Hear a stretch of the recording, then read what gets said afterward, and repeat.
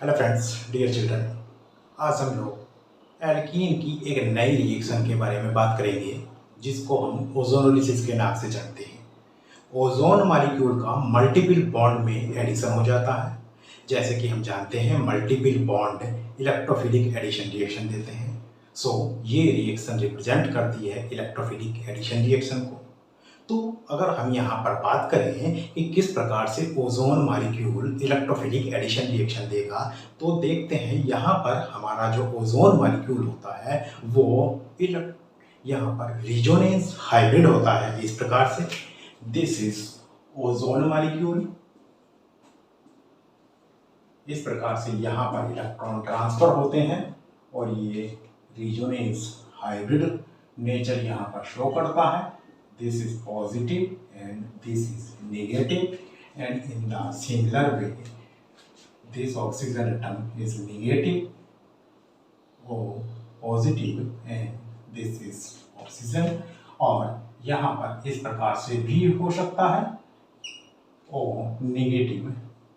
O यहाँ पर इसकी ऑर्बिटल में इस प्रकार से इलेक्ट्रॉन हो जाते हैं एंड पॉजिटिव, या यहाँ पर हम इस प्रकार से भी शो कर सकते हैं this is positive oxygen and this is negative. ये हमारे पास 1,3 डाइपोलर नेचर यहाँ पर शो कर रहा है। This is 1,3 dipolar ozone molecule. तो यहाँ पर हमारे पास एल्कीन का जो डबल बॉन्ड होता है वो इलेक्ट्रोफिलिक एडिशन रिएक्शन इसी के अकॉर्डिंग देता है, क्योंकि यहाँ पर ये इलेक्ट्रोफाइल की तरह हमारा ओजोन मॉलिक्यूल एडिशन शो करता है। ये इलेक्ट्रोफाइल की तरह वर्क करता है। तो जब ये किसी भी एल्कीन में या किसी मल्टीपल बॉन्ड में ऐड होता है तो इस प्रकार से ये ओजोन मॉलिक्यूल ऐड हो जाता है।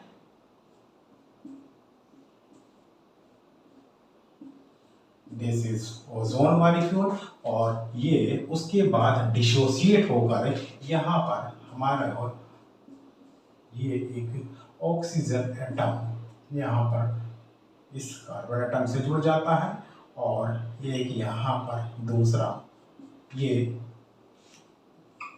इस प्रकार से ये दो मॉलिक्यूल कार्बोनिल ग्रुप वाले दो कार्बोनिल कंपाउंड यहाँ पर जनरेट हो जाते हैं। लेकिन यहाँ पर हमारे पास जो ये डिसोसिएशन होता है ये इस बात पर निर्भर करता है कि हमारा डिसोसिएशन वो किस प्रकार का ऑक्सीडेटिव डिसोसिएशन है या रिडक्टिव डिसोसिएशन है। एज यूजुअल यहाँ पर कार्बोनिल कंपाउंड फॉर्म होंगे, बट कार्बोनिल कंपाउंड अगर ऑक्सीडेटिव डिसोसिएशन है तो ऑक्सीडेटिव डिसोसिएशन में जैसे कि हमारा हाइड्रोजन पेरोक्साइड के प्रेजेंस में अगर डिसोसिएशन होता है तो ये कंपाउंड कार्बोनिल कंपाउंड डायरेक्टली उसके बाद ऑक्सीडाइज हो जाते हैं, अर्थात ऑक्सीडेटिव प्रोडक्ट बनता है। और अगर ये कंपाउंड यहाँ पर सपोज सोडियम बोरोहाइड्राइड या लिथियम एल्यूमिनियम हाइड्राइड के प्रेजेंस में डिसोसिएशन होता है तो ये रेड्यूस हो जाते हैं, कार्बोनिल कंपाउंड फॉर्म होंगे और फिर उसके बाद तुरंत ही रेड्यूस हो जाएंगे, अल्कोहल में वो रेड्यूस हो जाते हैं। तो ओवरऑल हमारा यहाँ पर फाइनल प्रोडक्ट डिपेंड करता है कि हमारी ओवरऑल रिएक्शन किसकी प्रेजेंस में हो रही है, किस प्रकार का ऑक्सीडेटिव रिडक्शन डिसोसिएशन है या रिडक्टिव डिसोसिएशन है।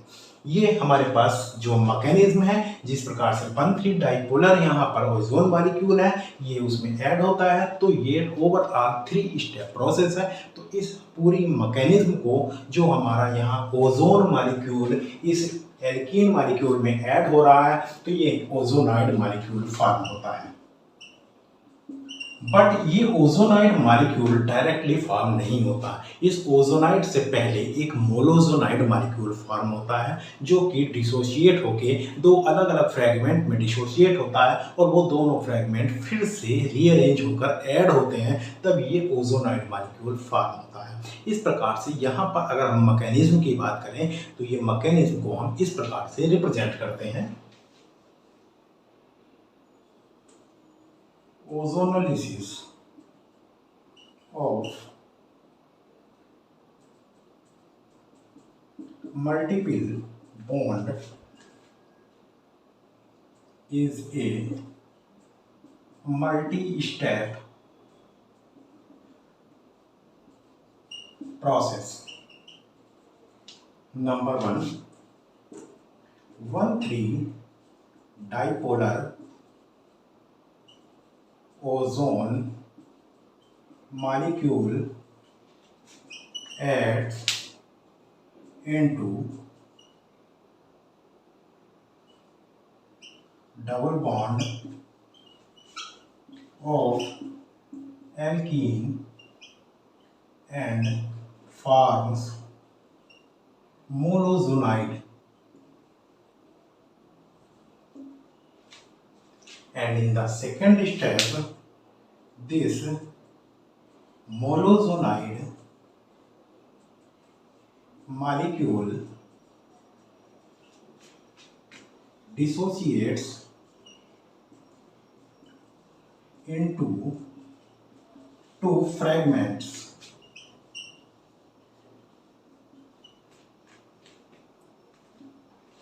and in the third step these two fragments rearranges themselves and further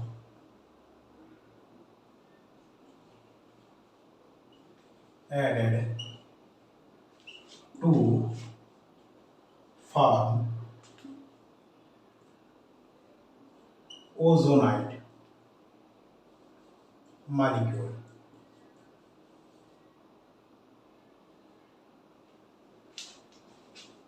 And in the fourth step this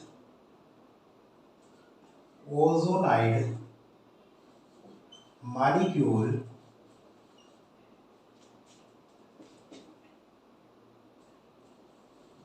forms carbonyl compounds on the dissociation. ये हमारे पास 4 स्टेप होते हैं जिसके अकॉर्डिंग पूरी mechanism और हमारा रिएक्टेंट से प्रोडक्ट गवर्न होता है। ये हमारे पूरे स्टेप को अब हम मैकेनिज्म किस प्रकार से देखिए रिप्रेजेंट करते हैं। Now this is alkene molecule and this is ozone molecule. This attacks on this carbon atom and this attacks on this carbon atom.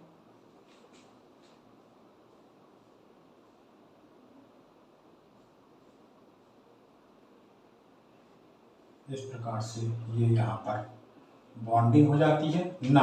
ये यहाँ पर ये इलेक्ट्रॉन शिफ्ट हो जाएंगे, ये इलेक्ट्रॉन यहाँ पर शिफ्ट हो जाएंगे और सेम टाइम यहाँ जो नॉन पेयर इलेक्ट्रॉन है ये यहाँ पर शिफ्ट होते हैं।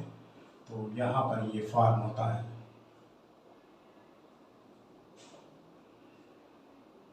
यहाँ डबल बॉन्ड फॉर्म हो जाएगा, ऑक्सीजन पर पॉजिटिव चार्ज आ जाएगा और इस ऑक्सीजन पर नेगेटिव चार्ज आ जाएगा और प्लस यहाँ पर हमारे पास जो दूसरा मॉलिक्यूल फॉर्म होता है ये कार्बोनिल ग्रुप फॉर्म होता है, या ये इस प्रकार से भी रिजल्ट हम शो कर सकते हैं।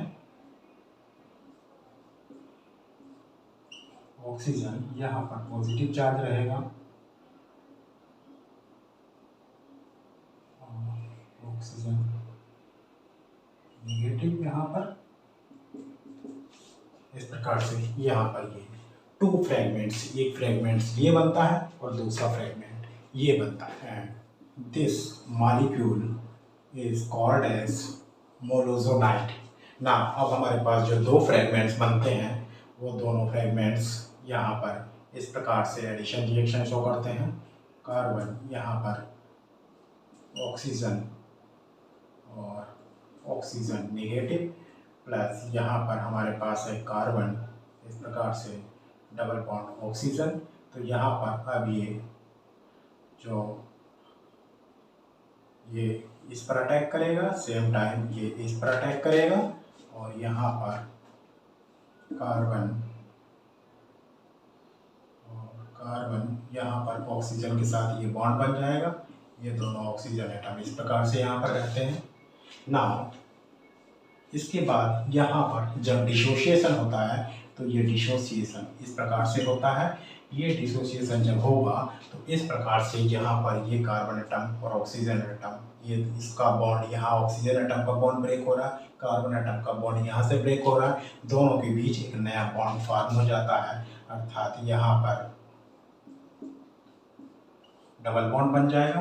प्लस इसी प्रकार से यहाँ पर इस कार्बन एटम का भी इस ऑक्सीजन एटम के साथ बॉन्ड ब्रेक हो रहा है, इस ऑक्सीजन का भी बॉन्ड ब्रेक हो रहा है, दोनों के पास यहाँ पर एक नया बॉन्ड फर्दर जनरेट हो जाता है। इस प्रकार से ये दो carbonyl compound number 1 and number 2 generate हो जाते हैं। तो इस प्रकार से हमारे पास ये दो कंपाउंड जो फॉर्म हो रहे हैं ये कार्बोनिल कंपाउंड है।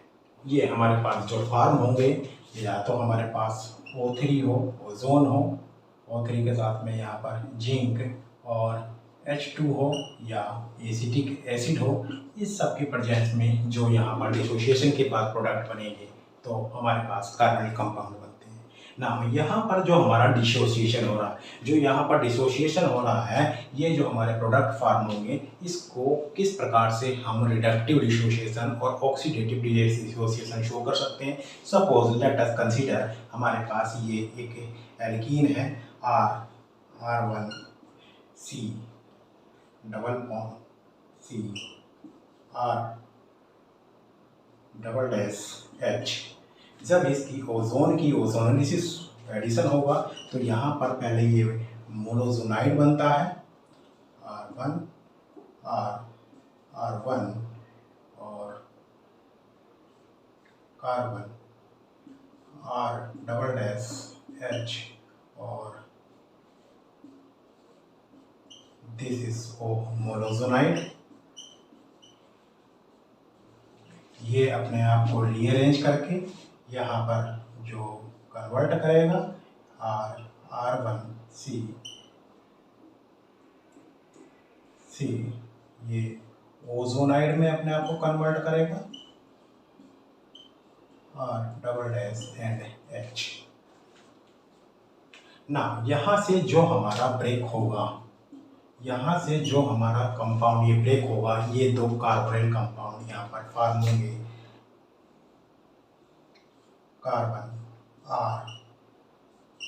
R double bond oxygen. जहाँ से हमारा एल्कीन का डबल बॉन्ड था, ये जो एल्कीन का डबल बॉन्ड था ये बॉन्ड ब्रेक हो जाता है और डायरेक्टली दोनों कार्बन एटम से ऑक्सीजन एटम जुड़ जा रहा है। आप देख सकते हैं इन दोनों से यहाँ ऑक्सीजन एटम हम ऐड कर देंगे, प्लस जो दूसरा कंपाउंड बनेगा सेम इसी प्रकार से बनेगा R double dash H।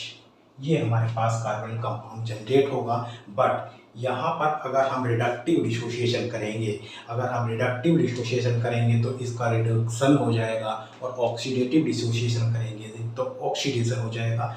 Let us consider यदि यहाँ पर हमारा इसका डिसोसिएशन सिल्वर ऑक्साइड या H2O2 या फिर हमारा RC≡H अर्थात किसी पर एसिड की प्रेजेंस में अगर यहाँ पर ये डिसोसिएशन होता है तो ये जो प्रोडक्ट फॉर्म होंगे ये प्रोडक्ट डायरेक्टली ऑक्सीडाइज हो जाएंगे, और यहाँ पर R1C डबल बॉन्ड O, चूँकि ये कीटोन है, कीटोन का ऑक्सीडेशन नहीं होता तो ये एज सच रहेगा, बट ये एल्डिहाइड है तो इसका ऑक्सीडेशन हो जाएगा R-C डबल OH। ये हमारा ऑक्सीडाइज्ड प्रोडक्ट बनेगा। तो ऑक्सीडेशन दोनों का होगा, बट यहाँ पर कार्बनिक कंपाउंड अगर हमारे पास में कीटोन जनरेट हो रहा तो उसका ऑक्सीडेशन ना होने के कारण कीटोन बना रहेगा, और जो एल्डिहाइड फॉर्म होगा वो वहाँ पर एसिड में कन्वर्ट हो जाएगा ना। अगर दूसरा यहाँ पर हम डिसोसिएशन देखते हैं जो कि यहाँ पर रिडक्टिव होगा, रिडक्टिव डिसोसिएशन होने के लिए हमारे पास जो नेसेसरी कंडीशन होंगी, रेड्यूसिंग एजेंट की प्रेजेंस में यहाँ पर डिसोसिएशन होगा, सच एज यहाँ पर लिथियम एल्यूमिनियम हाइड्राइड या सोडियम बोरोहाइड्राइड होगा। तो यहाँ पर हमारे पास जो दो प्रोडक्ट फॉर्म हो रहे हैं R1CH में कन्वर्ट हो जाएगा क्योंकि कीटोन का भी रिडक्शन होगा, और दूसरा हमारे पास एल्डिहाइड है तो R-CHOH ये हमारा कन्वर्ट हो जाएगा। यहाँ R डबल डैश है तो ये भी R डबल डैश होगा।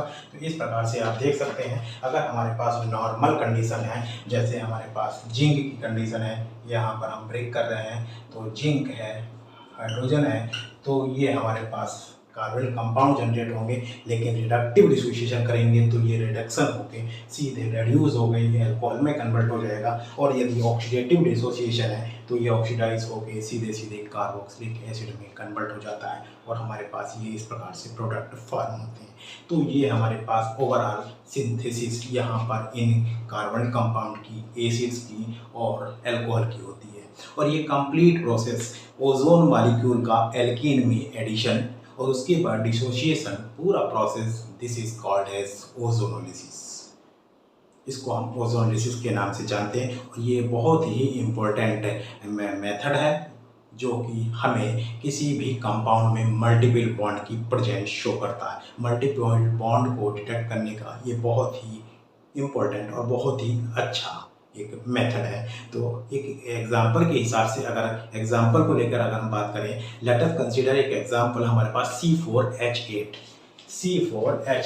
हमारे पास एक मॉलिक्यूलर फार्मूला है और हमको यहाँ पर बताना है कि कौन सा यहाँ पर इसका स्ट्रक्चर होगा। इसके एक से अधिक आइसोमर्स हो सकते हैं, तो कौन सा आइसोमर हमारे पास यहाँ पर एक्चुअल में होगा, हमारे प्रोडक्ट के आधार पर हम बता सकते हैं कि कौन सा आइसोमर यहाँ पर CH3 CH2 CH double bond CH2, ये 1 ब्यूटीन होगी, 1 ब्यूटीन। और इसी तरह से एक हमारे पास CH3 CH2 CH double bond CH और CH3 ये होगा। और एक हमारे पास जो इसका आइसोमर होगा वो ये होगा, डबल बॉन्ड CH2 आइसोप्रोपीन। ये हमारे पास C4H8 के अकॉर्डिंग 3 आइसोमर्स हैं। तो जब हम यहाँ पर ओजोनोलिसिस करेंगे तो ओजोनोलिसिस के बाद हमारे पास तीनों केस में अलग अलग प्रोडक्ट प्राप्त होंगे। जैसे इसमें हम यहाँ पर बनाएंगे तो इसमें ओजोनोलिसिस के बाद CH3 CH2 CHO plus HCHO। इसमें अगर हम देखें तो यहाँ पर CH3 CHO plus CHO CH3, और इसमें अगर हम देखें तो हमारे पास ये प्रोडक्ट ऑब्टेन होगा CH3C double bond O plus HCHO।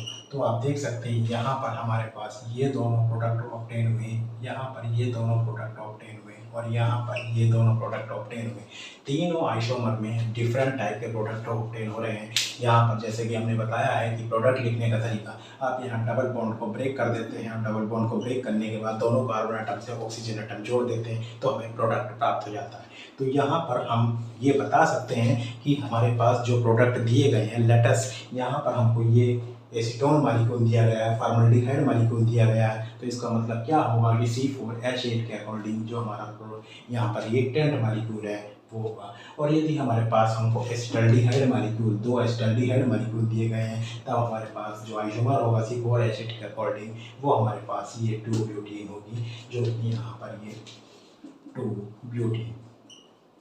और अगर हमें यहाँ पर प्रोपेनल और फॉर्मल्डिहाइड मिलता है देयरफॉर, तब हमारे पास यहाँ पर 1 ब्यूटीन ये आइसोमर होगा इस C4H8 के मॉलिक्यूलर फार्मूला के अकॉर्डिंग।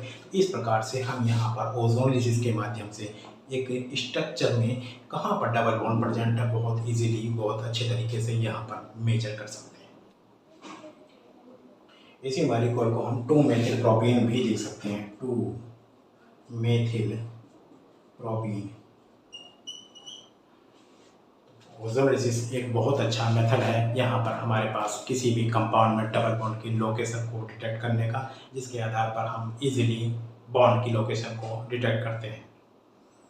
उम्मीद करते हैं आपको ये ओजोनोलिसिस पूरा कंप्लीटली अच्छे से समझ में आया। Thank you.